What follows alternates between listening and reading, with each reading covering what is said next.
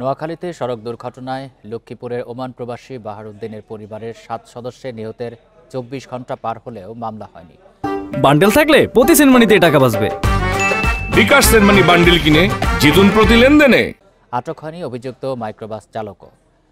Police বলছে এখনও কোনো অভিযোগ পায়নি তারা, তবে চালক রাসেল হোসেনকে আটকে অভিযান চলছে। এদিকে নিহতের বাড়ি পরিদর্শন করেছে সদর উপজেলা নির্বাহী কর্মকর্তা জামশেদ আলম রানার নেতৃত্বে প্রশাসনের কর্মকর্তারা।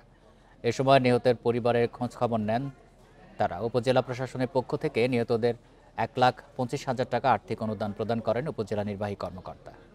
প্রশাসনের পক্ষ থেকে আমরা 5টি পরিবার পেয়েছি। এখানে 5 পরিবারের মাঝে আমরা 25,000 টাকা করে অর্থ প্রাথমিকভাবে বিতরণ করেছি।